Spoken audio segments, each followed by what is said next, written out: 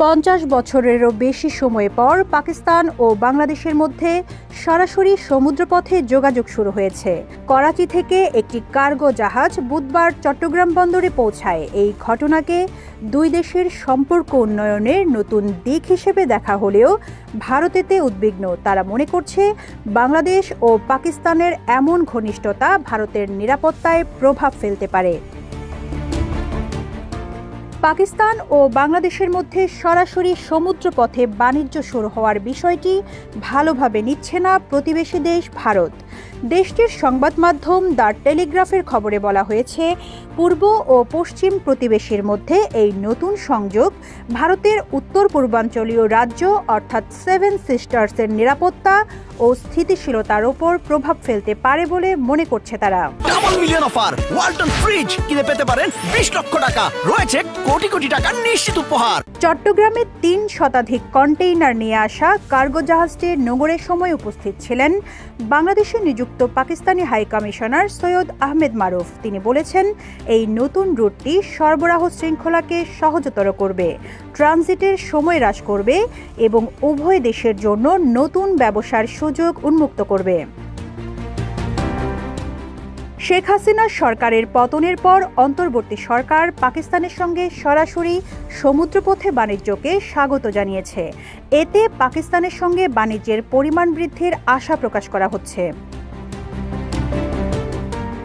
পাকিস্তান থেকে কার্গো জাহাজটি বাংলাদেশে আনা পণ্যের বিষয়ে বিস্তারিত কিছু জানা না গেলেও একাধিক সূত্রের বরাতে ভারতীয় সংবাদ মাধ্যমটি জানিয়েছে, বাকি চালানগুলো খালাস করার আগে প্রাথমিকভাবে কয়েকটি বড় কন্টেইনার জাহাজ থেকে নামানো হয় এবং স্থানীয় পুলিশকে দিয়ে সেগুলোর চারপাশে নিরাপত্তা বলয় তৈরি করা হয়। এটা কোনো স্বাভাবিক নিয়ম নয়।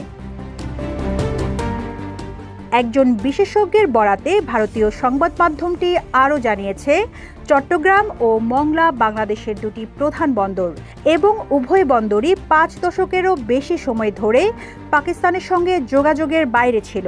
কিন্তু দুই দেশের মধ্যে তৈরি হওয়া এমন সৌহার্দ্যপূর্ণ সম্পর্ক ভারতকে নতুন করে উদ্বিগ্ন করে তুলেছে। বাংলাদেশে নিষিদ্ধ পণ্য আসার শঙ্কা প্রকাশ করে এই বিশেষজ্ঞ বলেন, এখন যেহেতু পাকিস্তানি জাহাজ সরাসরি চট্টগ্রামে আসবে, বাংলাদেশে নিষিদ্ধ পণ্য পাঠানোর সম্ভাবনা উড়িয়ে দেওয়া যাবে না। 2004 সালে চট্টগ্রামে অস্ত্র উদ্ধারের কথাও স্মরণ করেন তিনি।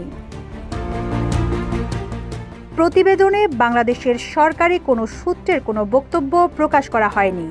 যদিও দুই মুসলিম সংখ্যাগরিষ্ঠ দেশের মধ্যে বাণিজ্য ও ব্যবসায়িক সম্পর্ক বাড়ানোর ক্ষেত্রে এটিকে একটি বড় পদক্ষেপ হিসেবে দেখা হচ্ছে।